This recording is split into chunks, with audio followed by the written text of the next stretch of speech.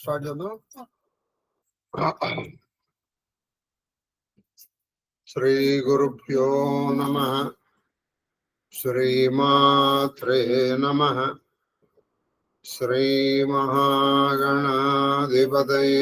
నమః.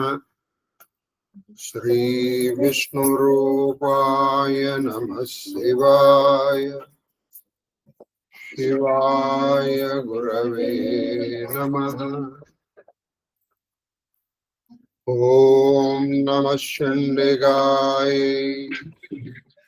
నమస్తే శారదాదేవి క్షీరపురవాసిని. త్వామహం ప్రార్థయే నిత్యం. విద్యాదానం చ దేహి మే. శ్రీకృష్ణ శరణం మమ. శ్రీకృష్ణ శరణం మమ. శ్రీకృష్ణ శరణం మమ. మహాదేవ మహాదేవ మహాదేవ. ఇష్టాగోష్ఠిగా సాగుతున్నటువంటి ప్రవచన ప్రవాహంలో 19వ రోజు శ్రీ కాళహస్తీశ్వర మహత్యం నిన్నటి రోజున నాకు తెలిసి చాలా చక్కటి విషయాలు. ఆ కామిని అంటే అర్థం ఏమిటి, కామిని మన బహువచనాన్ని ఏకవచనంతో ఎలా పోల్చవచ్చు, ఎలా ఇది లాక్షణిక గ్రంథం అయింది. ఆ తర్వాత కళలు అంటే ఏమిటి, బిందు అంటే ఏమిటి, ఇందులో అర్థం ఏమిటి, అందులో అర్థం ఏమిటి.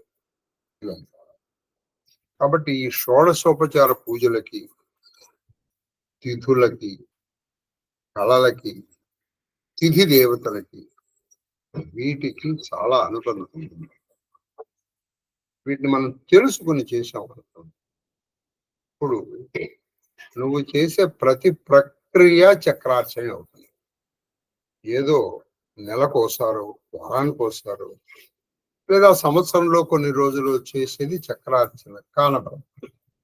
ఇప్పుడు ప్రతి నిమిషము నువ్వు చక్రార్చన చేస్తావు. నువ్వు నిత్య జీవితంలో ఉంటే అదే జపో జల్ప శిల్పం సకల్ప ముద్రావరచన అని చెప్పడంలో ఉద్దేశం. కాబట్టి అదేదో దుర్జటి తన పాండిత్య ప్రదర్శించడానికి రాసిన పద్యం కాదు. ఆ కాళహస్తిలో ఎలా ఉన్నారంటే, వాళ్ళు లౌకిక జీవితంలో ఉంటూ కూడా వాళ్ళ మనుషులు లౌకికంలో ఉన్నారు, మనసులు పారలౌకికంలో. ఇంకొకటి ఇదే శ్లేష క్రమాలంకారంలో రాసిన పద్యం ఇంకొకటి. ఇది మత్తేభ పద్యంలో రాసిన.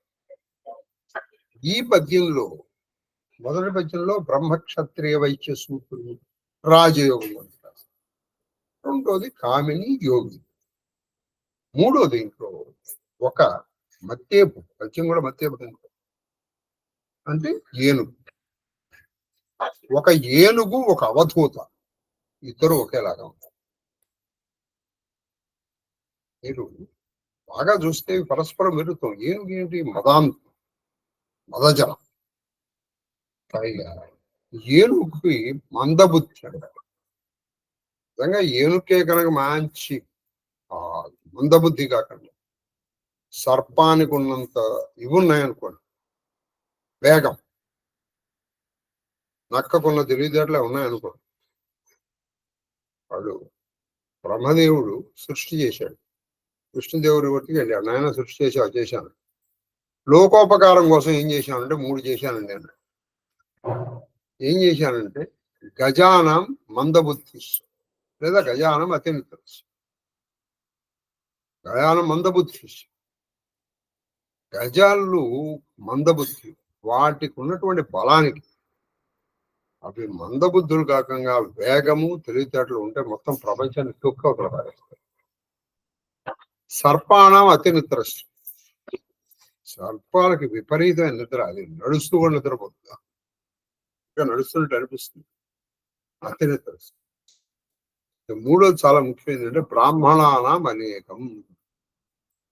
బ్రాహ్మణులు కలిసి కట్టున్నారు అనుకోండి, వీళ్ళు మంచి ఇంటెలిజెన్స్, ఇంటలెక్చువల్. వీళ్ళు కలిసి ఉన్నారు అనుకోండి, వీళ్ళు ప్రపంచాన్ని తినేస్తారు. అందుకే వీళ్ళలో అనేకులు.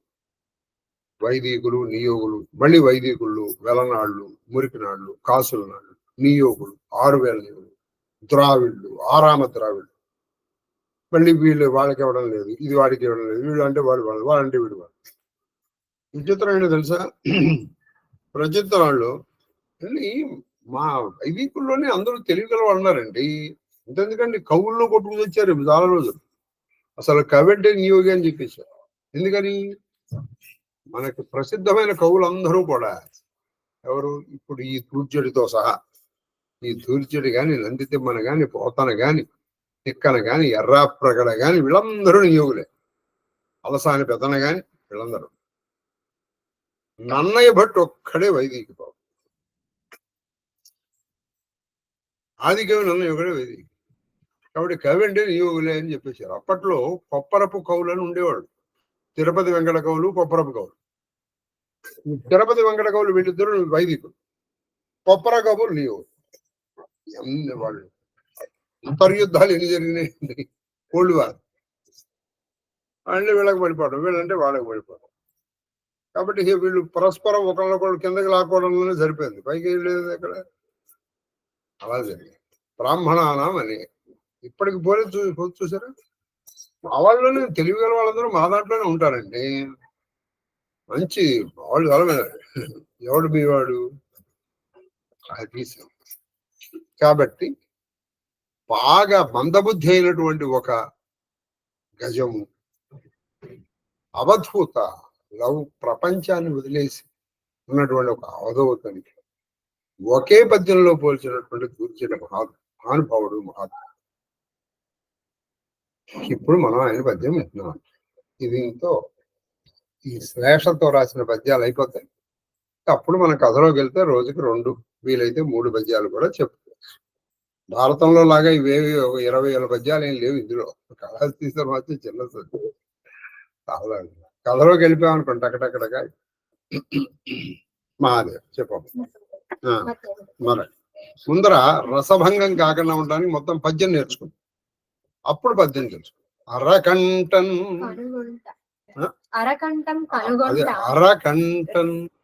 కనుగొంట మందగతి పూర్ణాహుం కృతి ప్రార్థనాకర భుక్తి. అది ప్రార్థనాకర భుక్తి, ప్రార్థనాకర భుక్తి స్థితి. ముక్తలోక భయ శంక, ముక్తలోక భయ శంక శంకావృత్తి, ముక్తలోక భయ శంకావృత్తి. ఉన్మత్తన ఉన్మత్త వ్యరతిన్, ఉన్మత్తన వ్యరతిన్, ఉన్మత్త నవ్యతి, ఉన్మత్త నవ్యరతి. అది ఉన్మత్త నవ్యరతి, ఉన్మత్త నవ్యరతి.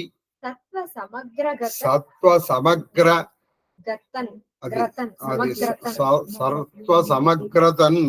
మృదిత పద్మాభ్యున్నతి, మృదిత పద్మాభ్యున్నతి, మృదిత మృదిత పద్మాభ్యున్నతిన్. గంధమంధర గంధమంధర, గంధమంధరం దంతావళ, అది గంధమంధర దంతావళ. కోటి ఒప్పున గంధమంధర దంతావళి కోటి ఒప్పు, కోటి నొప్పు. నవధూత అవధూత ప్రక్రియ, ప్రక్రియందు అందు అందు అప్పురము పురిన్, అందు యపురిన్ ప్రక్రియ అప్పురిన్. ఆ పురములో అంటే ఆ కాళహస్తిపురములో, అక్కడి నుంచి మనం తీసుకుని రావాలి. ఎలా ఉన్నారంటే అవధూత, ప్రపంచాన్ని మొత్తం వదిలేసిన అవధూత అంటే సన్యాసి పైన స్థానం అంటే అతనికి ఏదీ పట్టదు, ప్రపంచంలో ఏదీ పట్టదు. కేవలము తనలో తను రమిస్తూ ఉంటాడు. తన ఆత్మ నుంచి, తన నుంచి ఉన్న స్థితి నుంచి జారడు.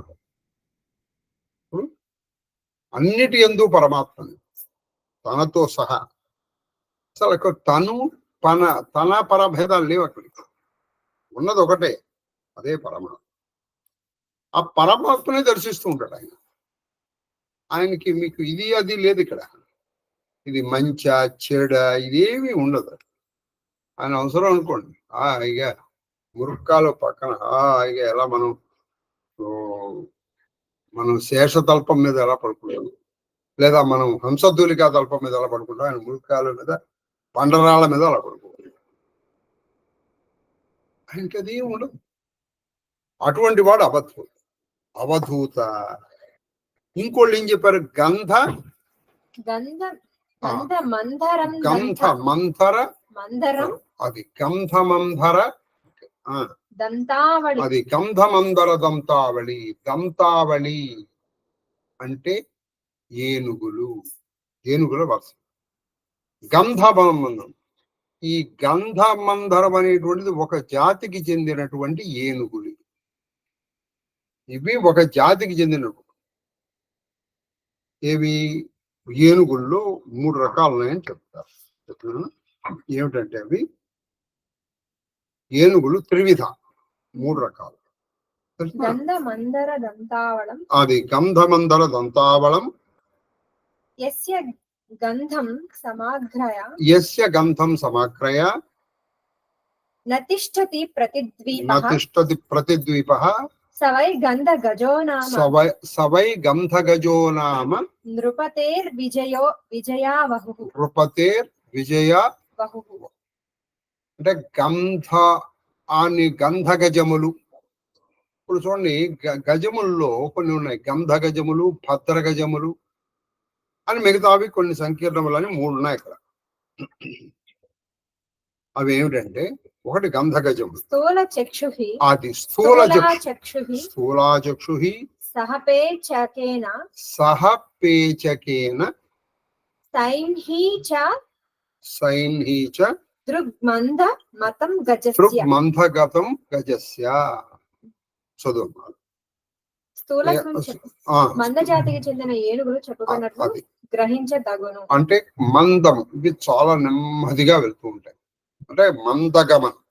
అసలే ఏనుగు నెమ్మదిగా నడుస్తుంది, ఇది ఇంకా అన్నమాట.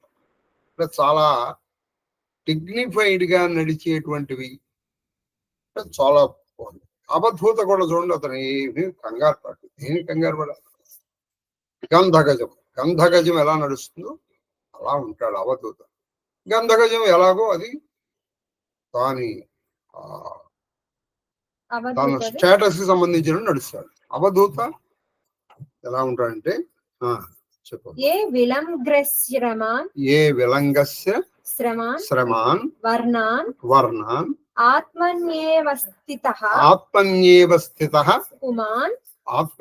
స్థితః పుమాన్ అతివర్ణాశ్రమీ యోగి అవధూత స ఉచ్యతే. అవధూతాన్ని ఎవరిని పిలవాలంటే, రంగు అదే మతము, కులము, వర్ణమునకు అతీతముగా ప్రతి నిమిషము, ప్రతి క్షణము, ఇంకా చెప్పాలి, ఆత్మస్థితి ఎందే ఉండి తనని అన్నిట్లోనూ అన్నిటి యందు తనను అంటే ఆత్మను మాత్రమే చూసేటువంటి ఎవరైతే ఉన్నారో ఆయనని అవధూత అని పిలవాలి. అంటే ఇప్పుడు వాళ్ళకి నువ్వు కనిపించావు, నువ్వుగా కనిపించవు, పరమాత్మగా కనిపిస్తావు. అటువంటి వాళ్ళని అవధూతాన్ని పిలవండి. ఇప్పుడు మీరు రాగానే ఏమండి బాగున్నారా, మీ పిల్లలు బాగున్నారా అన్నాడు అనుకోండి, ఆయన అవధూత ఎందుకు అవుతాడు? ఆయన కాడు. ఎందుకు కాడంటే, ఆయన నువ్వు నీ పిల్లలు ప్రపంచం వేరుగా కనిపిస్తారు. వాళ్ళు ఎవరైనా సరే బాగా గుర్తుపెట్టుకోండి. వాళ్ళకి మంచి, మనకుంటుంది మంచి చెడు, అలాగే కోపము, రాగము, ద్వేషం మనకుంటుంది. అవధూతలను ఎవరిని పిలవాలో ఇంకొకసారి చెప్తున్నాను. ఏ విలంఘశ్రమాన్ అంటే వర్ణము, శ్రమ ఏమీ ఉండదు అక్కడ. ఆత్మన్యేవ స్థితః, ఆత్మస్థితిలోనే ఉంటాడు మహానుభావుడు. పుమాన్ అతివర్ణాశ్రమి. అతివర్ణాశ్రమి అంటే ఈ వర్ణ ధర్మములు, వర్ణాశ్రమ విధాయిని, అంటే వర్ణ ధర్మాలు లేవు, ఆశ్రమ ధర్మాలు లేవు. అటువంటి యోగిని అవధూత అని పిలవాలి. ఇప్పుడు గంధ అనేటువంటి గజం ఎలా ఉంటుందో చెప్పాను. అది ఎటువంటిది? చాలా యస్య గంధాన్ సమాగ్రయ. అది ఎట్లా ఉంటుందంటే చాలా ప్రతిద్వీప్. అది నడుస్తూ ఉంటే ఒక రాజు నడిచినట్టు, మహారాజు, ఒక చక్రవర్తి, రాజు కూడా చక్రవర్తి, అలా అన్నమాట. ఇది గంధం. ఇప్పుడు ఈ రెండు ఎలా ఉన్నాయంటే చెప్తున్నారు. ముందర మనం ఈ రెండింటిని సమాంతరంగా నేర్చుకుందాం. ఇప్పుడు పద్యం మొదటికి వద్దాం. అరకంఠన్ ఏనుగు నిద్ర అంటారు. ఏనుగు అది ఎప్పుడు కళ్ళు తెరుచుకునే పడుకుంటుంది. అథవా పడుకున్న ఏం చేస్తుందంటే ఆ కన్నుల్ని సగమే మూస్తుంది, మిగతా సగం చూస్తూనే ఉంటుంది. అది చూసేది పడుకుంటుంది. ఎందుకనంటే దానికి సింహం అంటే చాలా భయం. అది పడుకున్నప్పుడు ఏం చేస్తుందంటే సింహం వచ్చి దాని కుంభస్థలం బద్దలు కొట్టి ఆ కుంభస్థలంలో ముత్యాలు ఉంటాయి. ఆ ముత్యాలని మాత్రమే తింటుంది సింహం. మిగతా సింహం ఏనుగు శరీరం చెందదు. అంత శరీరం ఉన్నప్పటికీ, అంత మాంసం ఉన్నప్పటికీ ఆ ముత్యాలని ఏరుకుని తినేసి మిగతా శరీరాన్ని అక్కడ పడేసిపోతుంది. అది ఎప్పుడు చేయగలుగుతుంది ఆ సింహం? ఇది పడుకున్నప్పుడు దానికి చాలా తేలిక. అదే ఇప్పుడు నుంచుంది అనుకోండి, అది ఏం జరుగుతుందంటే అంత ఎత్తుగా ఎగరాలంటే కొంచెం కష్టం. అందుకని ఈ పడుకున్నప్పుడు ఏనుగు ఏం చేస్తుంది? ఎక్కడ సింహం వచ్చి పడుతుందో అని ఆ కళ్ళు అలా చూస్తూనే ఉంటుంది. ఇది ఏనుగు పరంగా. మరి అవధూత ఏం చేస్తాడంటే ఆయన ఎప్పుడూ దీన్ని అర్థ నిమీలిత నేత్రములు అంటారు. అంటే ఆ జపం చేసుకునేటప్పుడు అండి మీరు కంప్లీట్ గా కళ్ళు మూసేసారనుకోండి, నిద్ర వస్తుంది. కంప్లీట్ గా కళ్ళు తెరిచారనుకోండి, మీకు ప్రపంచం కనిపిస్తుంది. ప్రపంచము కనిపించకుండా మీలో మీరు తెలిసినటువంటి ఒక యోగి ఏం చేస్తా అంటే అరనిమితము, అంటే ఆ కళ్ళు దాదాపు సగం మూసేస్తారు. ఇది ఆత్మస్థితిలో ఉన్నటువంటి యోగి. ఎక్కడైనా మీరు శివుడు తపస్సు చేసుకున్నటువంటి ఫోటోలు వెళ్ళి చూస్తారు. మీరు చూడండి, అక్కడ ఆయన కళ్ళు కంప్లీట్ గా ముయ్యరా. ఎవరైనా సరే మీరు కళ్ళు కంప్లీట్ గా పోసారు, కొంతసేపటికి ఏం జరుగుతుందో మీకు నిద్ర వచ్చేస్తుంది. హాయిగా మీరు ఈ పాలన బదులు రంగనాథ రామాయణ పాలన చేసుకుంటూ పడుకోండి. కాబట్టి ఏనుగు అది అవధూత ఇలా అరకంఠం చూస్తూ వాళ్ళు చూస్తారు. తిరుగు రెండోది కనుగొంటం చూడటం వల్ల మందగతి, అది చాలా నెమ్మదిగా నడుస్తుంది. ఈయన కూడా చాలా నెమ్మదిగానే నడుస్తారు. నడవడమే కాదు, ఇక్కడ నడవడం అంటే కేవలం నడవడం అనే కాదు, ఆయన వ్యవహారాలు చాలా నెమ్మదిగా ఉంటాయి. అంటే ఉద్వేగము, ఉద్రేకం, ఆవేశములు ఏవి ఉండవు. ఆయన విన్నారనుకోండి, ఇప్పుడు మనం చెప్తుంటాం చూడండి, వినినంతని వేగిర పడక వివరింపదగునని ఆయన బాగా మనం విన్న వెంటనే ఒక మంచి బ్యాలెన్స్డ్ మనిషి ఏం చేస్తాడంటే ఎవరైనా ఒక విషయం చెప్తున్నాను అనుకోండి, మొదట పూర్తిగా వింటాడు. ఎందుకని? ఎవరైనా విషయాలు ఎంతవరకు చెప్తారు? నేను ఒక పాఠం చెప్పేవాడిని, నేను ఇంగ్లీష్ వచ్చాను. ఏకి బీకి మధ్యలో ఒక కొట్లాట్లు వచ్చింది అనుకోండి, మీరు ఏ దగ్గరికి వెళ్ళారనుకోండి, ఖచ్చితంగా ఏ చెప్తాడు, ఎక్కడ వరకు చెప్తాడు? To that extent where he was not at fault. వాడు ఎక్కడ వరకు తప్పు లేదో అక్కడ వరకే చెప్పేస్తాడు వాడు. ఇప్పుడు మీరు బి దగ్గరికి వెళ్ళాలనుకోండి, బి కూడా చెప్పేస్తాడు, అవే విషయాలు చెప్తాడు. ఎలా చెప్తాడంటే వాడు ఎక్కడ వరకు తప్పులేడు. మీరు ఈ రెండింటిని క్రోడీకరించాలనుకోండి, రెండు చేతులు కలవందే ఎప్పుడు చప్పుడు కాదు. అక్కడ సమస్య వచ్చింది, అది ఒక్కళ్ళ వల్ల ఎప్పుడు రాదు ప్రపంచం. అయితే it is a change in proportion. వీడు 50, వీడు 50 కావక్కల్లా, వీడు 90, వీడు 10 కూడా కావచ్చు. కనీసం వీడు 99, వీడు 1 ఉంటుంది. లేదనుకోండి అసలు సమస్య రాదు. వాడు ఒకే చెయ్యి ఎంతసేపు ఊపితే మాత్రం చప్పుడు వస్తుందండి.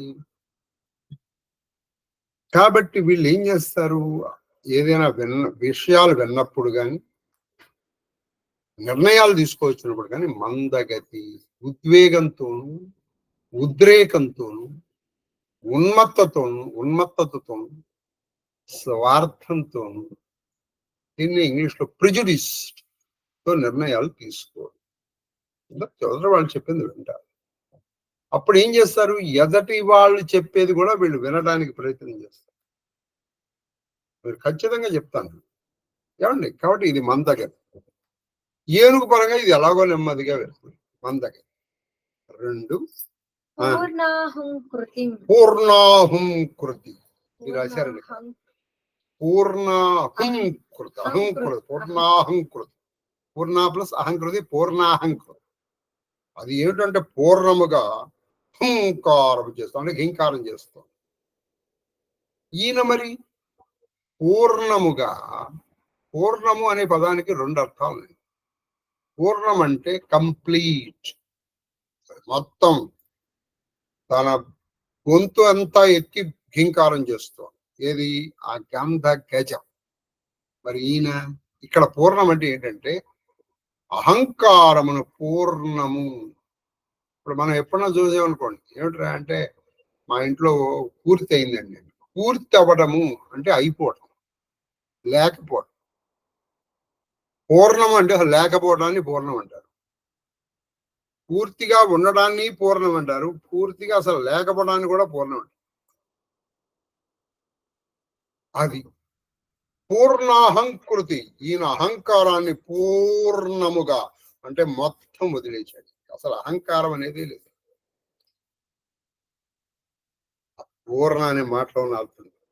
ఇక్కడ పూర్ణం అంటే హింకారం మొత్తం గొంతెత్తి చేస్తోంది. ఎవరు? ఆ గంధగ.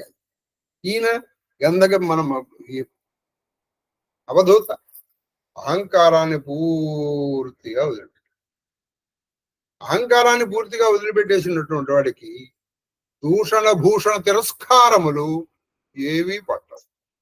మీరు ఆయన దగ్గరికి వెళ్ళి ఛీ మనిషి పశువు అన్నారు, ఆయన అలా చూస్తారు. నేను అంటే ఆహా మీరు మహానుభావులండి, అబ్బా మీరు ఎంత గొప్పవాళ్ళండి అన్నారు. దానికి ఆయన ప్రతిస్పందన. నేను చెప్తున్నా అండి, నా శ్రోతలు కూడా పూర్ణాహంకృతులు. ఎందుకనంటే వాళ్ళు ప్రతిస్పందన ఉండదు. చూడండి, ఎందుకంటే వాళ్ళు ఆ స్థితిలో ఉన్నారు. అవధూతలకి చెప్పుకునే భాగ్యం నాకు కలిగిందండి. ఒక్క మాటలో చెప్పాలంటే అవధూతలుగా అయిపోయిన వాళ్ళకి, అవధూతలుగా కాబోతున్న వాళ్ళకి నేను చెప్తాను. కాబట్టి ఆ ప్రతిస్పందన ఏముండదు. బాగుంది కూడా కాదు, అలా ఉంటారు వాళ్ళు. ఎందుకని నువ్వు బాగుంది అన్నావు అంటే ఇంకోటి ఏదో బాగాలేదు అన్నది ఉంటుందిగా. కాబట్టి పూర్ణముగా అహంకారాన్ని పూర్తిగా వదిలి దూషణ భూషణ తిరస్కారం. నేను చెప్పా మాట్లాడా అన్నాను, ఆయన ఏం ఫీల్ అవ్వడు. దూషణ భూషణ తిరస్కారములను సమానంగా చూడటం అన్నమాట అహంకారం.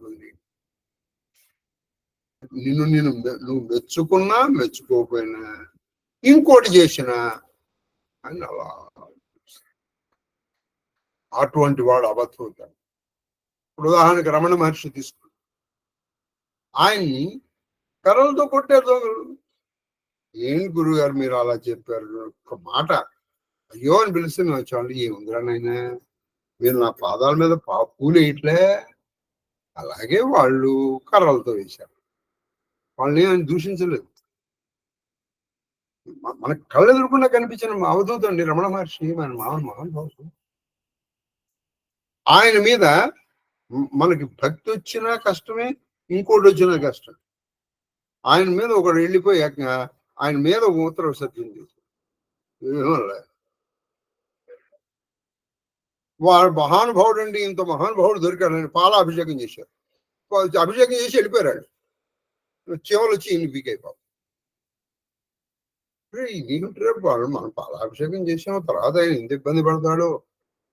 మరి కార్తీక మాసంలో నేను చూస్తానండి పాపం శివాలయంలో ఎవరో నాలాంటి వాడు దీపం పెట్టండి రా అంటారు.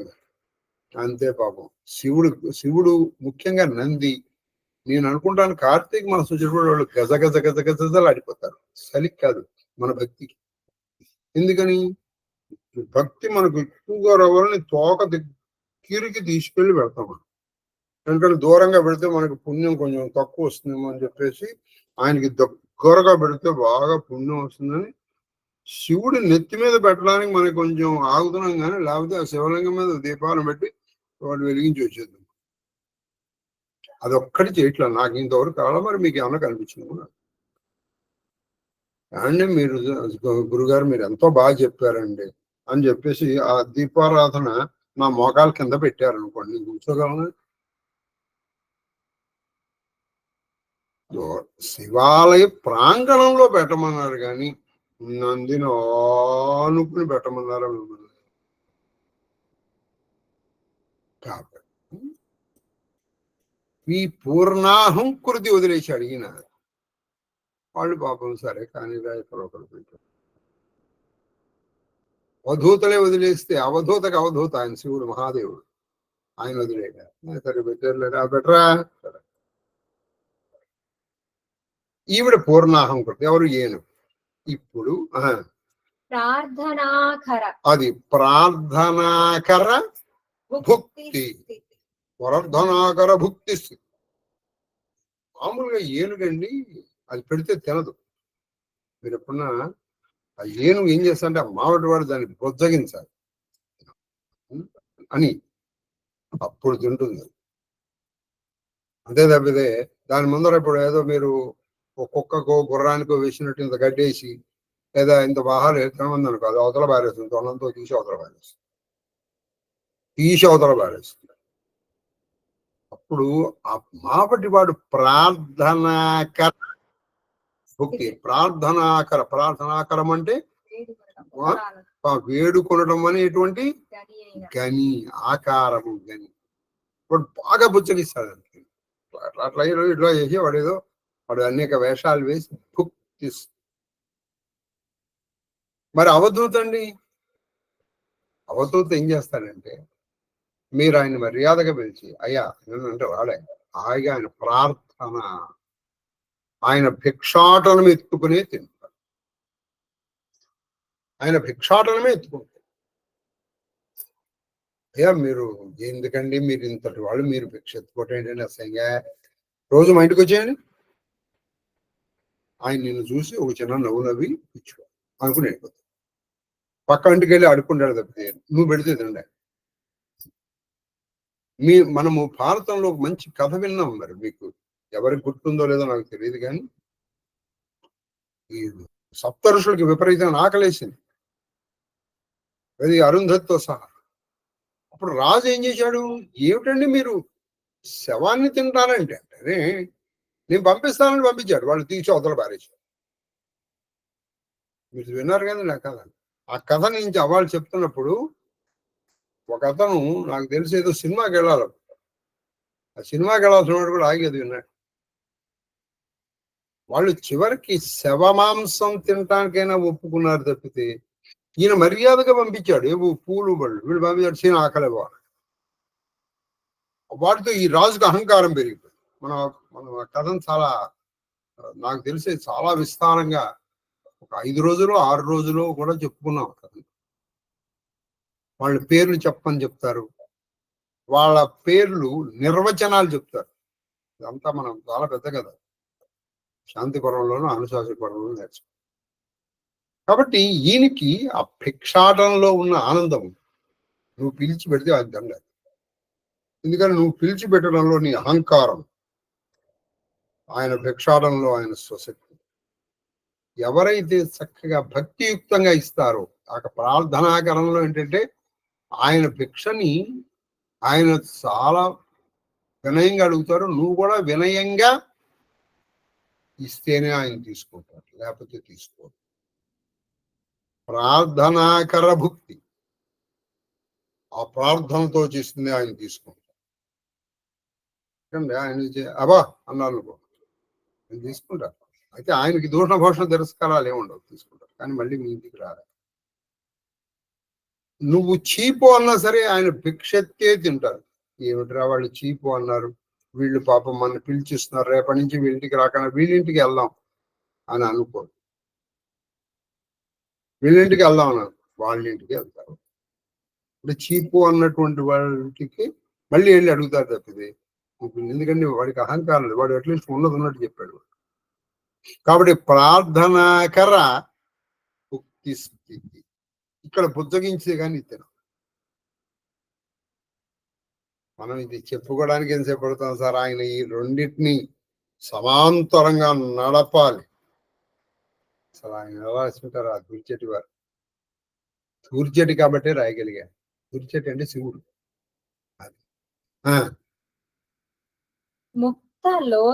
అది ముక్త లోకాశంక, ముక్త లోక భయాశంకావృత్తి. ముక్త అంటే విడువబడిన, లోక ఈ లోకము దానికి సంబంధం లేదు. శంక, శంక అంటే అనుమానం, భయము, భీతి. భయం అంటే భీతి, భయం. శంక సంశయము. తర్వాత వృత్తి, వృత్తి అంటే ఆ విధంగా దాని ప్రవృత్తిగా. ఇది ఏను. మరి ఆయన అవధూత ముక్త లోక, ఆయన లోకాన్ని వదిలిపెట్టేశాడు, శోకాన్ని వదిలిపెట్టేశాడు, భయాన్ని వదిలిపెట్టేశాడు. ఎందుకు దేనికి భయపడాలి? ఒరే నువ్వు చచ్చిపోతావు అలాగా. ఆయనకి మరణం అంటే, మీకు నిన్న మరణం అంటే ఏమిటో చెప్పాను మీకు. ఏది బ్రహ్మక్షత్రియ వైశ్యులు శుద్ధులు చెప్పాడు. మరణం అంటే ఏమిటి?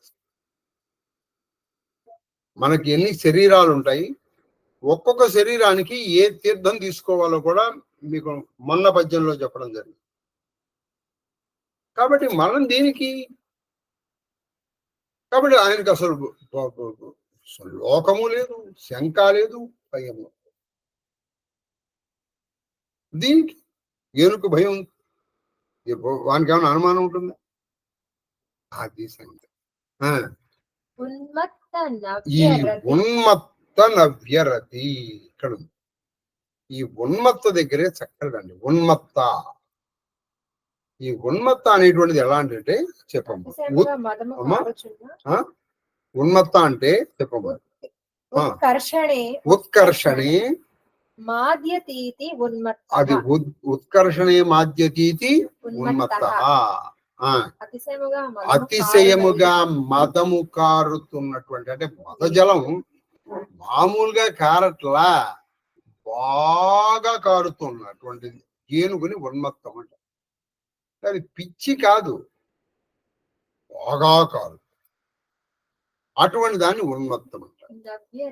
ఇప్పుడు నవ్యరతి, నవ్యరతి అంటే కొత్తదైనటువంటి ప్రీతి.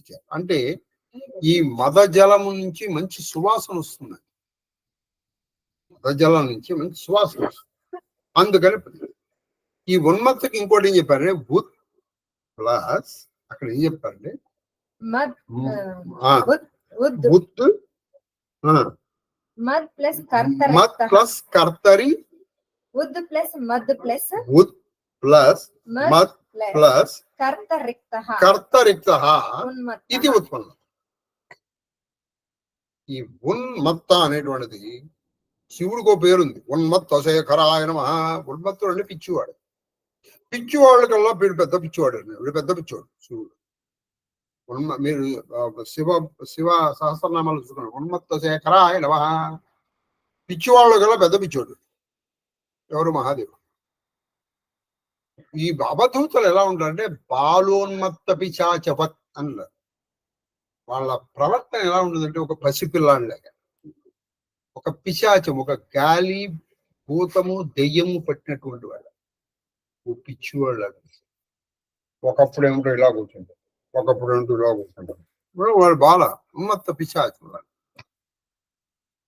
వాళ్ళ దానికి నువ్వు అర్థాలు చెప్పలేవు, నువ్వు చెప్పలేవు. ఎందుకంటే నువ్వు లౌకిక స్థితిలో ఉన్నావు, దానికి వేరే ఉంది దానికి అర్థం. అది ఎవరు చెప్పగలుగుతారంటే ఆ ఉన్మత్త స్థితి నీకు వస్తే నువ్వు చెప్పగలవు. నీకు ఆ స్థితి వచ్చిన తర్వాత నువ్వు చెప్పాల్సిన అవసరం నీకు ఉండదు, నువ్వు వెళ్ళిపోతావు. బాలోన్మత్త పిశాచిపత వాళ్ళు కూడా కొన్ని సార్లు మనం చూస్తూ ఉంటాం. వాళ్ళు ఇలా చూసి ఇలా పారేస్తారు, చక్కగా తిని అన్నాన్ని ఇట్లా పారేస్తారు. రామకృష్ణ పరమహంసకి ఆ రాజకుమారు ఒకసారి ఏం చేసినారు, ఒక మంచి శాలువా చూశాడు, తీసేసి అక్కడ ఉన్నటువంటి బురదలు అంటే బాగా, అప్పుడు దాన్ని కొంచెం దులిపి ఎప్పుడైనా రాదు. అది నువ్వు ఎందుకు చేసావు అంటే అది ఆయనకి తెలుస్తుంది. ఆయనకి తెలుస్తుంటే ఆ స్థితిలో ఉన్నవాడికి తెలుస్తుంది అది ఎందుకు చేసాడు కదా. ఇదే రామకృష్ణ పరమహంస ఒకప్పుడు ఆయన కుక్క తీసుకుని ఇలా ఇలా ఇలా చూశాడు. ఏమిటండి వాళ్ళకి ప్రపంచం ఎంత దూరంగా ఉంటే వాళ్ళకి అంత మంచి. వాళ్ళు ఏ స్థితిలో ఉన్నా వాళ్ళు ఉన్న స్థితి నుంచి జారరు. కాబట్టి ఆయన స్థితిలో ఆయన ఉంటాడు, నీకు ఆయన అలా కనిపిస్తుంది. కాబట్టి ఆ ఉన్మత్తుడుగా ఉంటాడు. ఇదేమో బాగా మతజలం కాలుతూ నవ్యరది.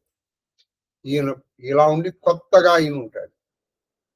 అంటే ఒక్కొక్కసారి ఒక్కొక్క ఉన్మత్తత్వం ఉంటాడు. ఎవరు? ఈ అవధి. ఈ ఎలా ఉంటుంది? మదజలం బాగా కావడం వల్ల కొత్తదనంగా ఉంటుంది. ఈ ఏను నవ్యరతి సత్వ సమగ్రతం. ఈయన సత్వము అంటే రెండు అర్థాలు. సత్వ బలం ఏను. అవధూతకి సత్వం అంటే ఏంటి? సత్వ రజస్తమో గుణాల్లో ఆ సత్వగుణం బాగా వచ్చేసింది. సమగ్రత అంటే మనకి సత్వగుణం నుంచి మించి ఇంకో ఉంది, శుద్ధ సాత్వికం. అది నాలుగోది. ఆ సాత్వికాన్ని కూడా దాటిపోయాం అనుకో, పంచమ స్థితి. ఆ సత్వ సమగ్రతకి వెళ్ళిపోయాడు ఆయన. ఆయనకి ఇప్పుడు తామసము లేదు, రాజసము లేదు, సత్వము కూడా లేదు. అంటే గుణాతీత, ఈ గుణాలకు అతీతముగా ఉంది. ఆయనకి ఏమీ లేదు ఇప్పుడు. ఇక్కడ సత్వం అంటే బాగా బలం, విపరీతమైన బలంగా ఉంది ఈవిడ. ఎవరు? ఏను. ఆయన సత్వ సమగ్రతతో ఉన్నాడు. మృదిత పద్మాభ్యం. ఈవిడ ఏం చేస్తుందంటే వసు చరిత్రలో చెప్తారు, పద్మవైరి ఏం చెప్తారంటే మృదిత. మృదిత అంటే చిన్నాభిన్నము చేయబడిన, చూర్ణము చేయబడిన, పొడి చేయబడిన అని మృదిత. పద్మాకరములు. పద్మాకరము, పద్మాకరం అంటే పద్మములు ఉన్న కొలని పద్మాకరం అంటారు. దాన్ని అభ్యున్నతిని ఈయన మొక్కలు చేసేస్తాడు. ఏనుకెందుకో తెలియదు కానీ మన గజేంద్ర మోక్షంలో కూడా చూసాం. ఎక్కడ పద్మం కనిపించింది అనుకో, దాన్ని ఇలా పీకేసి దాన్ని ముక్కలు చేసేసి పని వదిలేస్తాడు. ముక్కలు చేసేసి వదిలేదు. పద్మముల అభ్యున్నతిని మొక్కలు చేసేటువంటిది గంధగజం. పద్మముల అభ్యున్నతిని అంటే పద్మాకారం అంటే పద్మాకారంలో పద్మములే ఉంటాయి కదా, వాటి యొక్క అభ్యున్నతిని ముక్కలు చేసి. అందుకే వశ్చరిత్రలో ఏం చెప్పారంటే పద్మాకరో. సరే, నెక్స్ట్ వచ్చేసరికి ఏం జరుగుతుందంటే ఇక్కడ మన మృదిత పద్మాకరం. ఈయన వచ్చేసేటప్పుడు ఏం జరుగుతుంది? ఎవరు? మన అవధూత. అవధూత ఏం చేస్తారంటే పద్మములు అంటే ఇంద్రియములు, ఆకారము అంటే సమూహం, అంటే ఇంద్రియముల అభ్యున్నతని మృదిత ముక్కలు చేస్తాడు. అంటే ఇంద్రియములు, జితేంద్రియుడు అని అర్థం. కన్ను చూడాలనుకున్నది చూడనివ్వడు ఆయన. ఈ మొత్తం మన ఇంద్రియములు మనస్సు చెప్పినట్టు వెళ్ళిపోతాయి. అక్కడ ఏదో చూడాలనిపిస్తుంది అనుకో, మనసు చెప్పింది చూడరా ఉంటుంది, అంటే కన్ను వెళ్ళిపోతాడు. ఈయన మనసుని ఏంటి, ఏం చూస్తావు, అపాయ, నువ్వు చూడాల్సిన అవసరం లేదు, వినవలసిన అవసరం లేదు, అనవలసిన అవసరం లేదు, వాసన చూడవలసిన అవసరం లేదు, స్పర్శించవలసిన అవసరం లేదు. అంటే వాటి అభ్యున్నతిని ఈయన మృతిత ముక్కలు చేస్తాడు. పద్మములు అంటే ఇంద్రియములు. ఇంద్రియములు జితేంద్రుడు గెలిచిన వాడు. ఇక్కడ పద్మములను గెలిచిన వాడే ఏనుగు. ఇంద్రియములు గెలిచిన వాడు అబద్ధం. అది పద్మిని వైరి. పద్మిని వైరి అని పిలిచారు ఎవరిని? గజముని. దానికి ఏమి తెలియదు. పద్మములు అనిపించిందంటే దాన్ని ఇలా తీసి ఇలా ముక్కలు చేసి అవి తిందది. మహా తింటే ఏం చేస్తుందంటే ఆ మధ్యలో తూడు ఉండదు, తామర తూడు ఉండదు. అదొక్కడే తినేసి మిగతా అంతా వదిలేస్తుంది. అదొక్కడే ఇష్టం దాన్ని. దానికోసం దాన్ని ముక్కలు చేసేసి పద్మిని వైశ్యులు. ఇక్కడ ఏం చెప్పారు ఈయన? ఇది పద్మిని వై మొక్కలు చేస్తుంది. ఈయన ఇంద్రియములను మొక్కలు చేస్తారు. ఆయన మనం ఏంటి? మనం చూడాలనుకోండి, అక్కడే చూసాం. ఇప్పుడు పక్కన ఎవరో కొట్టుకున్నారు అనుకోండి, మనం ఇక్కడ అభిజీ ఏమిటిది అను ఇక్కడ వినాలు ఉంది నీకు. కాబట్టి ఇంద్రియములు దాని ఇష్టం వచ్చినట్టు పోనిచ్చేవాడు కాదు, తన ఇష్టం వచ్చినట్టు నడిపేవాడు. తర్వాత అది గంధమంధర దంతావళి. గంధమంధరము, గంధ జగజము అని. మంధరము, గంధం అంటే సువాసన. లేదా గంధము అని గజము అని, గంధం అని పేరు కలిగిన గజము. అలాగే ఇక పేరుగా గంధ గజము, భద్ర గజము, ఆ తర్వాత సంకీర్ణము అనే 3 రకాల గజలు. తర్వాత మంధరము. మంధరం అంటే చాలా బరువైంది. మేరు మంధర సమాన తీరుడు అంటారు. స్థూలం, బాగా బరువైంది. మంధర పర్వతం అది మొత్తం ఉంటుందంటే. మరి అవధూత బరువు ఏమిటండి? ఆయన బరువు ఆయన అనుష్ఠాన బలం. ఆయన ఎంత స్థిరంగా ఉంటాడంటే, ఉండాలనుకుంటే గాలి లేని చోట పెట్టిన దీపముల ఒక మేరు మంథర సమాన ధీరుడు అలా కదలకుండా ఉంటాడు. గాలి వస్తుంది, చెట్లు ఊగుతాయి, లేకపోతే ఇంకోటి ఊగుతాయి, కానీ పర్వతం కదులుతుందా? కాబట్టి జీవితంలో వచ్చేటువంటి ఒడిదుడుకులకి, కష్ట నష్టాలకి, సుఖ దుఃఖాలకి, శీతోష్ణాలకి, లాభాలాభాలకి, ఏ ద్వంద్వానికి ఆయన కదలడు. అందుకని ఆయన మంథర. ఇది బాగా బరువుగా ఉంటుంది, అందుకని ఇది మంథరం. ఎవరు? గంధమంధుర దంతావళ కోటి. ఈ దంతావళ కోటి అంటే ఏనుగుల సమూహం. ఆబలి అంటే సమూహం, కోటి అంటే అసంఖ్యాకం. ఈ అసంఖ్యాకం ఎలా ఉంటాయంటే, ఒప్పు ఎలా ఉంటాయంటే అవధూత దంతావళులు అన్ని కూడా చాలా అబ్జర్వ్ చేస్తే అసలు ఇవి ఏనుగుల్లాగే లేవు, మహా అవధూతల్లాగా ఉంటాయి. అప్పురం, మిగతా పురంలో ఏనుగులు అలా ఉండవుతాయి. ఇది కూర్చటి యొక్క దృష్టి.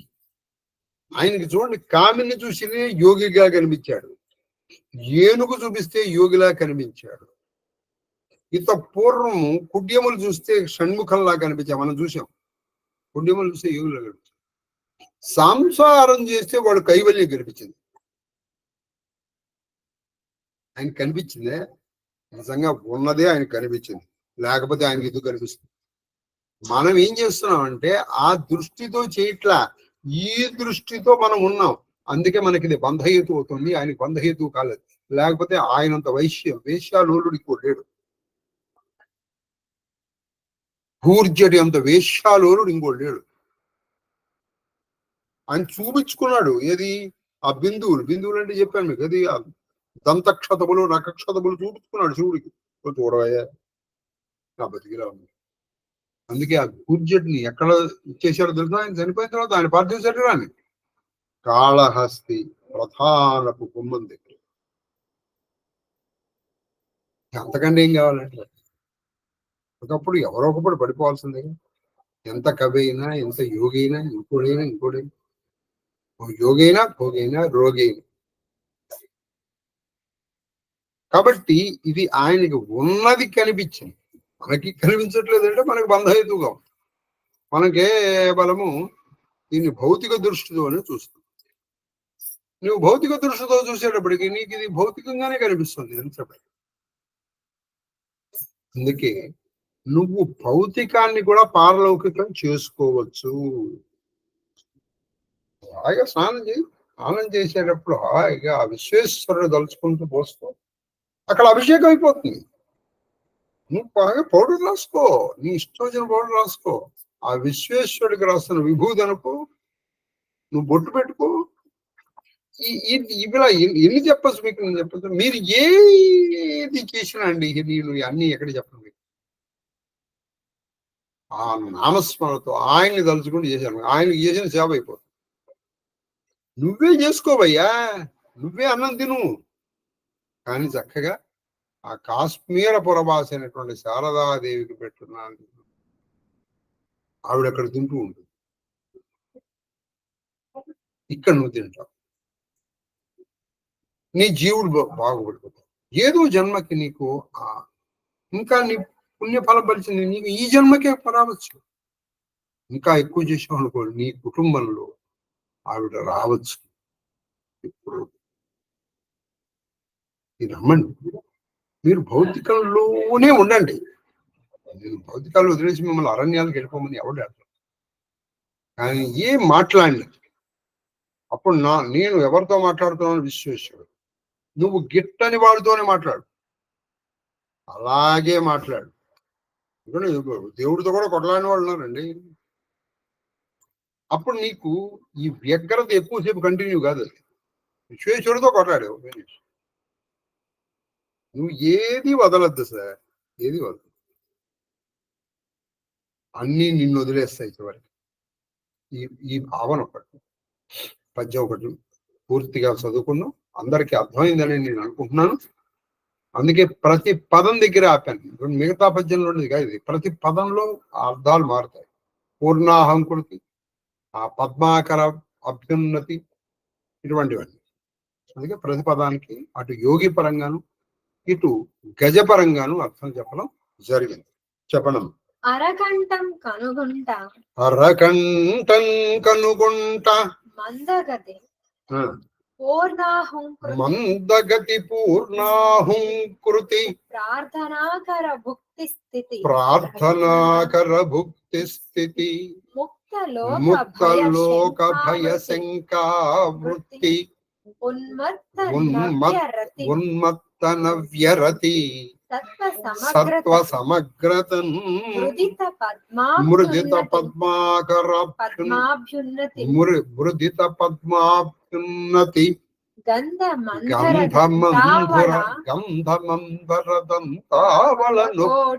దంతావళ కోటి నొప్పు, అవధూత ప్రక్రియ అప్పురిన్. చూడండి, దంతావళి, మళ్ళీ ఇది బహువచనం. అవధూత, ఇది ఇక్కడ ఈ కొన్ని అక్కడ ఏనుగులు ఎక్కువగా ఉన్నాయి. ఆ ఏనుగులన్నీ అవధూతల్లాగా ఉన్నాయి, అవధూతల్లాగా లేవు. ఇది ఏకవచనంతో పోల్చొచ్చు. దానికి దండి కావ్య దర్శనంలో ఉన్న ప్రమాణం కూడా నేను మీకు చెప్పడం జరిగింది. అటువంటి కాళహస్తీశ్వరుడికి నమస్కరించి టైముందా సరే. రేపు ఏమిటి కందపద్యం కదా, రేపు మామూలు కందపద్యం. ఇక నెమ్మదిగా మనం కథలోకి వెళ్ళిపోతున్నాం. ఇప్పటి వరకు వర్ణన జరిగింది. నాకు ఇక్కడ మా ఎదుర్కొండ కొంచెం హిమక్కి వర్ణన అంటేనే చాలా ఇష్టం. కథ ఉన్నాం అనుకోండి, కథ ఏముంది, రాజు ఉన్నాడు, ఆ రాజుకి ఏదో ఈయన పెడతాడు, టెస్ట్ పెడతాడు, ఆయన వానికి ఏదో దొరకకుండా చేస్తాడు, ఆయన బాధపడతాడు. కథల్లో మనం బాగా సాధించగలిగింది ఏం లేదు. అందులో ఉన్నటువంటి అసలుని పట్టుకోవాలి. సరే చెప్పండి. రామచంద్రుడు ప్రతాప భానుడు చక్కగా రాజ్యం చేసుకుంటున్నాడు. ఆ రాజ్యంలో అసలు దుఃఖం అనే మాట లేదు ఎవరికి. ఆయన మంత్రి, ఆయన తమ్ముడు హాయిగా ఆయన అనేక యాగాలు చేశాడు, యజ్ఞాలు చేశాడు. చేస్తున్నాడు, చేస్తున్నాడు. ప్రజల్ని వర్ణాశ్రమ ధర్మాల్ని చక్కగా నడుపుతున్నాడు. అలా ఉన్న పరిస్థితుల్లో చెప్పు. చౌపాయి హృదయనా కచుఫల్ అనుసంధాన భూప వివేకి పరమ సుజాన కరైజే ధరమ కరమ మన భాని వాసుదేవ అర్పిత అర్పిత జ్ఞాని చరీ భరబాజీ బార ఏక రాజా మృగయకర సబ్ సాజి సమాజ వింధ్యాచల గభీర బనగయవు మృగ పునీత బహుమారత భయవు ఫిరత విపిన నృపా దీక్ బరాహు జను బన దురేవు శశి గ్రసి రాహు. అది శశి గ్రసరు అంటే చంద్రుణ్ణి గ్రసించిన రాహు లాగా అయి ఉండాలి. బడబిదు నహి సమతా ముఖమాహి మనవు క్రోధ బస్ ఉగిలితున్నాయి కోలకరాల దశను చెబుగాయి తను విశాల పీవర అధికాయి జరాత హయ ఆరవ పాయే చకిత విలోకిత కాను ఉఠాయి ప్రతాపపానుడు మికిలి వివేకము కలవాడు. మంచి వివేకం తెలియగలవాడు. అతడు ఎట్టి ప్రతిఫలములను ఏమి ప్రతిఫలాలు, యజ్ఞము గాని యాగము గాని వ్రతము గాని ఏ ప్రతిఫలాన్ని ఆశించకుండా చేసేస్తాడు. తాను ఆచరించే ధర్మ కార్యములను అన్నిటినీ త్రికరణ శుద్ధిగా ఆయన ఆచరించే కర్మకార్యాలని త్రికరణ శుద్ధిగా సర్వం శ్రీకృష్ణ చరణారవింద శ్రీ విష్ణు చరణారవిందార్పణం అంటే మళ్ళీ విష్ణువుకే త్రికరణ అలాంటప్పుడు ఒకనాడు ఈయన వేటకెళ్ళాడు. అతడు ఉత్తమాశ్వము ఎక్కి వేటకెళ్ళాడు. ఎక్కడికి వెళ్ళాడు? వింధ్యాచలానికి వెళ్ళాడు. సాధనములతో వింధ్యాటవికి వెళ్ళాడు. ఆ వింధ్యా పర్వతం ప్రాంతానికి వెళ్ళాడు. శాస్త్రోక్తములైన అనేక అక్కడ శాస్త్రోక్తముగా వేటాడటంలో కూడా అర్థాలు ఉన్నాయండి. ఇష్టం వచ్చినట్టు వేటాడకూడదు. అది కడుపుతో ఉందనుకోండి, దాన్ని వేటాడకూడదు. దాన్ని చూడాలి, చూసి వెయ్యాలి బాణం. ఇప్పుడు ఆ చూడకుండా వేసినందుకే దశరథుడికి అంత శాపం వచ్చింది. కాబట్టి వ్యవస్థగా వేటాడుతున్నారు. ఉత్తమ మృగములను వేటాడడానికి వనవాసులైన మహర్షులు తమ తపశక్తితో 6వ భాగమును రాజులకు దారపోయితురు. ఈ ఉత్తమించినట్టు వేగలితే ఈ తపస్సులు ఏం చేస్తారంటే 6వ భాగాన్ని వీళ్ళకి దారపరుస్తారు. ఎందుకని? ఈ మృగాలు వాళ్ళకి ఇబ్బంది కలిగిస్తూ ఉంటాయి. అందుకని శరత్కాలంలో వాళ్ళు సంవత్సరానికి 2 సార్లు వెళ్ళి వాటి పాపులేషన్ పెరుగుతూ ఉండదు. ఆ మేటింగ్ సీజన్ చూసుకుంటారు, చూసుకొని వాటిని ఆపుతారు. అంటే వాటిని కంట్రోల్డ్ గా పెట్టేసి వచ్చేస్తారు వీళ్ళు. మళ్ళీ అందుకే అది మళ్ళీ వేట వ్యసనం కాకూడదు. వేట వ్యసనము కాకూడదు. కంట్రోల్ దేర్ పాపులేషన్ చేస్తారు. తర్వాత అడవిలో తిరుగుతూ వరాహమును ఒక వనవరాహాన్ని చూశాడు. అంటే అడవి పంది. అది రాహుగ్రస్తమైన చంద్రుడిలాగా ఉన్నాయి. అంటే ఏంటి? మొత్తం లేవు. రాహు తినేసేస్తాడు కదా, అప్పుడు ఏంటంటే కొంచెమే ఉన్నాయి, ఎక్కువ బాగా పొడవుగా లేవు దాని దంతాలు. దాని శరీరము పర్వతాకార సదృశము. దాని శరీరం ఎలా ఉందంటే ఒక పెద్ద పర్వతం లాగా ఉంది. వరాహం గుర్రపు గిట్టల శబ్దములను విని అది నిక్కపుచ్చుకొనిన చెవులతో సావధానంగా ఇటునటు పరికించుచు అది ఏం చేస్తుంది? గుర్రపు టెక్కల శబ్దం విని అది చాలా సావధానముగా ఏం చేస్తుంది? అటు ఇటు పరికించు. అది గర్జనం చేస్తాం. అదేం పారిపోలేదు, అది కూడా సిద్ధపడుతోంది అనమాట. కొంచెం అటు వెళ్ళి ఇటు వెళ్ళి అంటే ఎవరో వస్తున్నారు అన్న విషయం దానికి అర్థమైంది. ఎవరికి? వనవరాహ. దోహ. నీలమహీధర నీలమహీధర శిఖర సమ శిఖర సమ అంటే నీలాచలం యొక్క శిఖరముతో సమానమైనటువంటి సమదేకి విశాల సమదేకి విశాల వరాహు వరాహు చపరి చెలెవు చపరి చెలెవు హయో సుటుకి నృప అయ సుడికి నృప నృపా హాకి నా హోయి నిబాహు ఆకి హోయి నా హోయి నా హోయి నిబాహు నిబాహు. నీలగిరి శృంగము వలె అది నీలగిరి శృంగము అంటే పర్వత శిఖరం లాగా ఉన్నటువంటి ఉన్నతమైనటువంటి ఆ వరాహము యొక్క సూకరమును గాంచి ఆ రాజు సూకరము అంటే పంది, ఆ అడవి పందిని చూసి రాజు రిక్కలు వేయుచు తన గుర్రమును అతి వేగముగా పరిగెత్తించాడు. రెక్కలు తొందరగా అటువైపుగా పరిగెత్తించాడు. ఇప్పుడు నీవు తప్పించుకొనలేవు అని అతడు ఆ వరాహమును కవ్వించెను. అది నువ్వు ఇప్పుడు ఏమో తప్పించుకున్నావు అనుకుంటున్నావేమో, తప్పించుకోవాలి దాన్ని కవ్వించా. అది కొంచెం అటు ఇటు తిరుగుతుంది.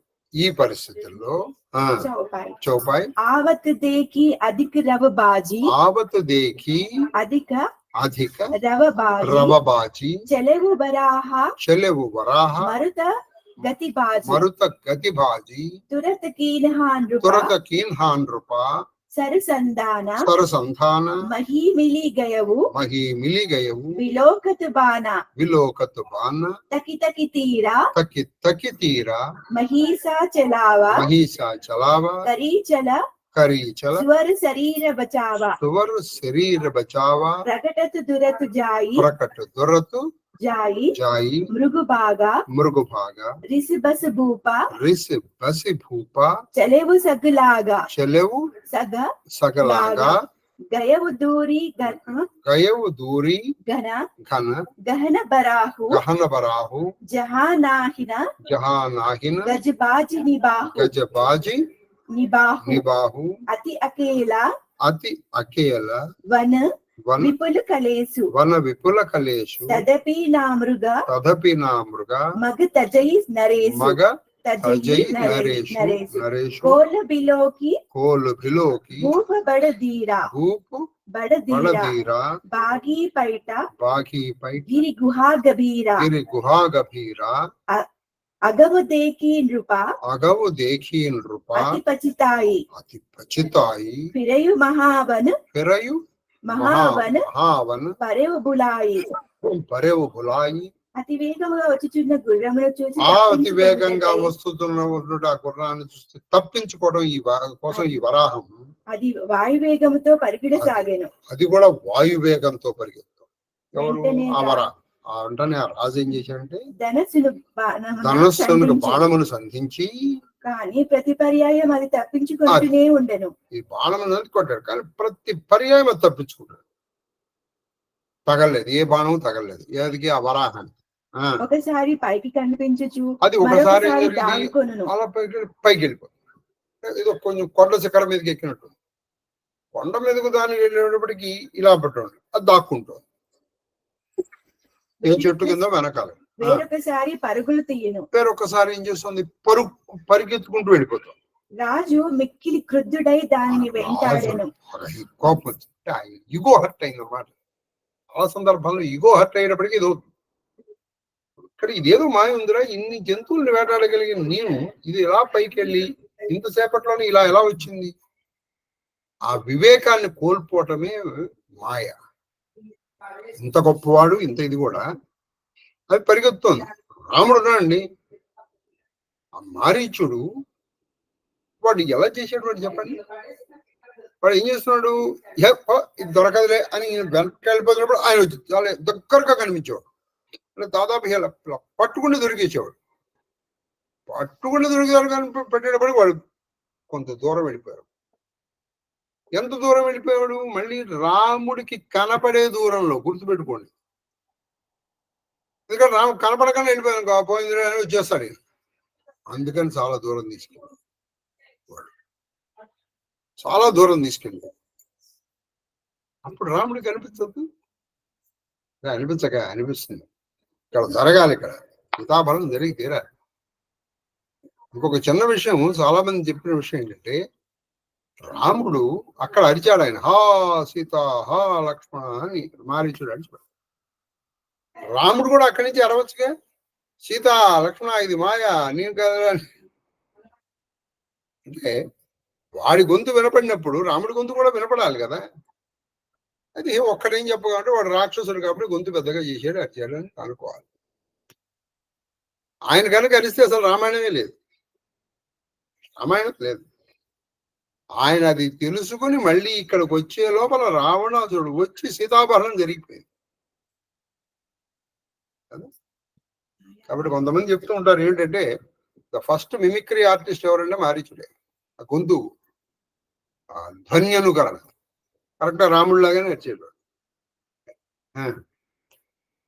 ఆ వరాహము చాలా దూరం పరిగెత్తి, వరాహం చాలా దూరం పరిగెత్తి ఏనుగు కాని గుర్రము కాని చొరరాని ఘనారణ్యంలో ప్రవేశించాను. అది ఎటువంటి తేలిపోయింది, చాలా దట్టమైనటువంటి కేకారణ్యంలో. అక్కడికి ఏనుగు వెళ్ళలేదు, గుర్రము వెళ్ళలేదు. ఈయన వెళ్ళాలంటే గుర్రం దిగి వెళ్ళాలి. రాజు ఏకాకిగా అట్టి దట్టమైన అడవిలోనికి పోవుట కష్టము. రాజు ఏకాకి, ఆయన ఒకడే ఉన్నాడు, ఈ అడవిలోకి వెళ్ళటం కష్టం. అయినను అతడు తన ప్రయత్నం మానలేదు. ఆయన ప్రయత్నం వల్ల అంటే ఈయన గుర్రం దిగి ఈయన ఒకడే వెళ్ళడం ప్రారంభించాడు. ఇప్పుడైన రాజును చూచి ఆ వరాహము ఒక పర్వత గుహలోకి ప్రవేశించాడు. ఈయన ఏం చేసి ఇప్పుడు ఇలా దిగి వస్తుంటే, ఎందుకంటే అక్కడ చెట్లు ఎంత దట్టంగా ఉన్నాయంటే, ఒక చెట్టుకు మధ్య ఒక గుర్రం పట్టే ప్లేస్ లేదు అక్కడ. ఇప్పుడు గుర్రం పట్టాలనుకోండి, ఇప్పుడు ఇక్కడ చెట్టు ఉంది, ఇక్కడ చెట్టు ఉంది, ఇక్కడ వెనకాల చెట్టు ఉంది. మనిషి అనుకోండి ఇట్లా ఇట్లా ఇట్లా ఇట్లా తిరుగుతూ వెళ్ళచ్చు.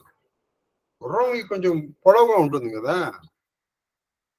కాబట్టి ఇప్పుడు ఈయన ఏం చేశాడు, ఇది వెళ్ళాడు, ఈయన వెళ్ళాడు.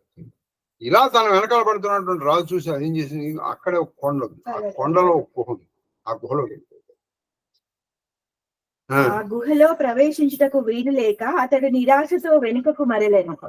అయితే ఆ గుహ ఎంత చిన్నగా ఉందంటే తను ప్రవేశించలేకపోయాడు. కానీ ఆ దట్టమైన అడవిలో అతడు దారి తప్పాడు. నిరాశ లేదు, అందుకని నిరాశ వెనక. కానీ ఇప్పుడు దారి తప్పాడు. అది ఇందాక తీసుకెళ్ళింది, ఇటు వెళ్ళిపోయింది, ఇటు వెళ్ళింది, ఇటు వెళ్ళింది, ఇటు వెళ్ళింది, ఇటు వెళ్ళింది, అది ఇటు వెళ్ళింది. తీరా ఇప్పుడు అది గుహకి వెళ్తాడు. ఇప్పుడు ఈయన మళ్ళీ తన గుర్రాన్ని ఎక్కడ వదిలిపెట్టి వచ్చాడో దిక్కు మర్చిపోయాడు. ఒకప్పుడు దిక్కులతోనే వెళ్ళేవాడు, తూర్పు దిక్కు పలమ దిక్కు అన్నారు. తూర్పు దిక్కుగా ఇంతసేపు వెళ్ళాలి, పలమటి దిక్కుగా ఇంతసేపు వెళ్ళాలి. అది దోహ కేతు కిన్న చుదిత కేతు కిన్న చుదిత తృషిత రాజా బాజీ సమేత ఈయన అప్పటికి బాగా అలసిపోయాడు, దాహంగా ఉంది ఈయనకి. కోజతు వ్యాకులు సరిత సర జలబిను భయవు అచేత భయవు అచేత అతి ప్రయాస కారణంగా మిక్కిలి దర్శిన ప్రయాసపడి అంటే అప్పటికే గుర్రం మీద చాలాసేపు వెళ్ళాడు, తర్వాత నడిచి చాలాసేపు వెళ్ళాడు. కాగా రాజు చాలా అలసిపోయాడు, దాహంతో ఉన్నాడు. పైగా తను అనుకున్న సాధించలేకపోయాడు. ఇంత కష్టపడిపోయిన అనుకున్న సాధించలేకపోయినప్పుడు ఇప్పుడు వ్రతం చెడ్డా ఫలితం దక్కాలంటాడు, ఫలితం దక్కల, వ్రతం చెడిపోయింది, కిన్నుడైపోయాడు. కాబట్టి ఇప్పుడు ఆకలిగా ఉంది, దప్పికగా ఉంది ఈయనకి. ఎవరికి? ఈ రాజుకి, ప్రతాపభానుడికి. గుర్రమును తీసుకొని నదీ తటాకమును వెదుకుచు నీరు దొరకక స్పృహ తప్పి పడిపోయాడు. మొత్తానికి గుర్రం ఉన్న ప్రదేశానికి వచ్చాడు. ఇప్పుడు ఎట్లాగేం చేద్దామని చూస్తున్నాడు. ఎలాగోలాగు ఎక్కడ ఈ ఒక నీరున్న ప్రదేశానికి వెతుకుతున్నాడు. అంటే బాగా ఆకలేసింది. ఆ గుర్రాన్ని తీసుకుని వెతుకుంటే స్పృహ తప్పిడిపోయాడు. పడిపోయాడు. ఎవరు? ప్రతాపభానుడు. అది టైం అయిపోయింది. అబ్బో చాలా కథ బాగుంది. మీరు అందుకే రామచరిత మానసం చదివారనుకోండి, రాముడు అవతరించడానికి కథలు చెప్పాడు ఈయన. ఇప్పటికి ఇది 4వది కథ. జయ విజయులు, తర్వాత మన స్వయంభువ శతరూపాలు, తర్వాత నారదుడిది, ఈ 4వది ప్రతాప పనులు. అసలు రాముడు ఎందుకు అవతరిస్తున్నాడో పార్వతీదేవికి శివుడు భరద్వాజుడికి యాజ్ఞవల్క్యుడు రామచరిత మానస్గా విన్నారనుకోండి చాలా చక్కగా ఉంటుంది. రామాయణంగా విన్నారనుకోండి మహాదేవ్. ధూపమా గ్రాపయామి దీపం దర్శయామి ధూపదీపానంతరోద్ధాయమామి. ఏదేమైనప్పటికీ ఎల్లుండి నుంచి ప్రారంభమవుతున్నట్టు వారాహి నవరాత్రుల సందర్భంగా ఒక వరాహం రావటం అమ్మవారి దయగా నేను భావిస్తున్నాను. ఓం భూర్భువస్వ సర్వచైతన్య రూపాంతాం అద్యాం విద్యాంతమే బుద్ధిం వ్యాహ ప్రచోదయాత్ సత్యం దుర్ధేన పరిణజాం అమృతోమ సమృతోపసరణమస్. ఓం ప్రాణాయ స్వాహ ఓం అపానాయ స్వాహ ఓం వ్యానాయ స్వాహ ఓం ఉదానాయ స్వాహ ఓం సమానాయ స్వాహ ఓం బ్రహ్మణాయ స్వాహ. మధ్యే మధ్యే పానీయం సమర్పయామి. సౌ ప్రక్షాళయామి వాదో ప్రక్షాళయామి ముఖే ఆచమనీయం సమర్పయామి. తాంబూలం సమర్పయామి.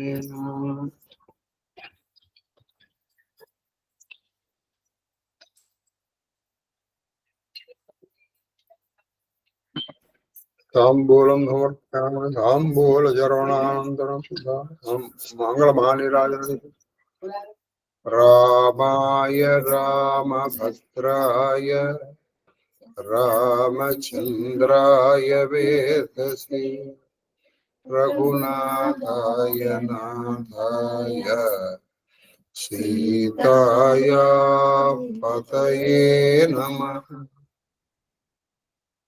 మృత్యుంజయాయ రుద్రాయ నీలకంఠాయ శంభవే అమృతేశాయ సర్వాయ మహాదేవాయ తే నమః. ఆనందమంగళకర్పూర నీరాజన నీరాజనానంతరం నమస్కరోమి. హర నమః పదయే హర హర మహాదేశ్వర.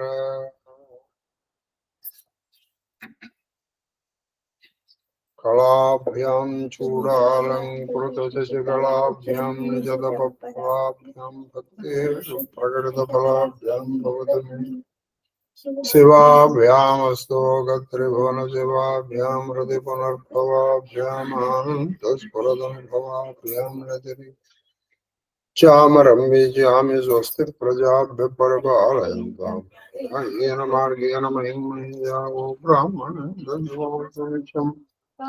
లోకా సమస్తా సుఖినో భవంతు. కాలే వర్షతు పర్జన్యః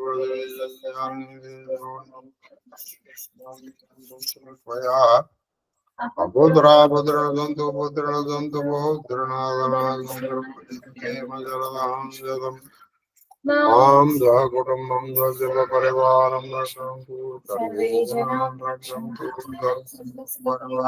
ధర్మబద్ధ మనోరథ ఫల సిద్ధిరస్తు కరోనా నివారణస్తు నాశోసు సర్వం శ్రీకృష్ణ గురవే మహాదేవ మహాదేవ.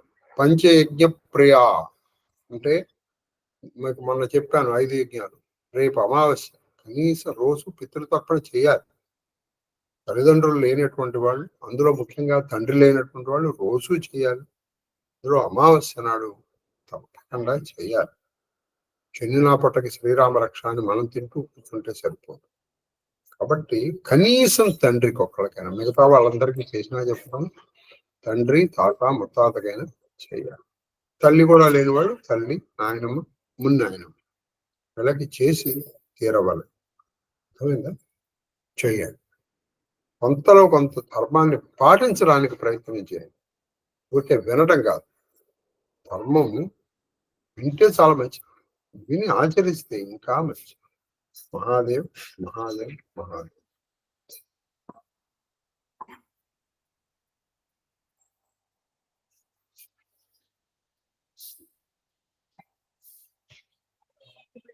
మహాదేవ తాత ఓయ్ మహాదేవా అలాగే అక్క గుడ్ నైట్ అక్క. మీరా అక్క చెప్తున్నది అనుకున్నా సార్. గుడ్ మహాదేవ మహాదేవ మహాదేవ గురువు గారు. మహాదేవ శ్రీయుత గుడ్ నైట్. సారీ గురు. రేపు అమ్మవారికి ఇది అభిషేకం ఉంది, ఘృతాభిషేకం ఉంది, దానికి తయారవుతుంది. ఓకే, మీరు ప్రతి శుక్రవారం చక్రాలు కదా? అవును గురువు గారు. మహాదేవ్ మహాదేవ్ నవరాత్రులు చేస్తున్నారా? లేదు గురువు గారు, శరన్నవరాత్రులు వసంత నవరాత్రులే అమ్మ చేసేది.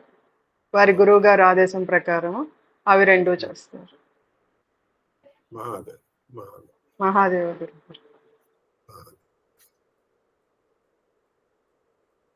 మహాదేవ మహాదేవ మహాదేవ సార్. మహాదేవ్ నైనా కేక్యూ. మహాదేవ గురువు గారు, మీ పాద పద్మములకు నా శిరస్సు వంచి శతకోటి నమస్కారాలు. అమ్మగారి పాద పద్మములకు నా శిరస్సు వంచి శతకోటి నమస్కారాలు. మహాదేవ మహాదేవ మహాదేవ కన్నప్ప. మహాదేవ గురుగారు.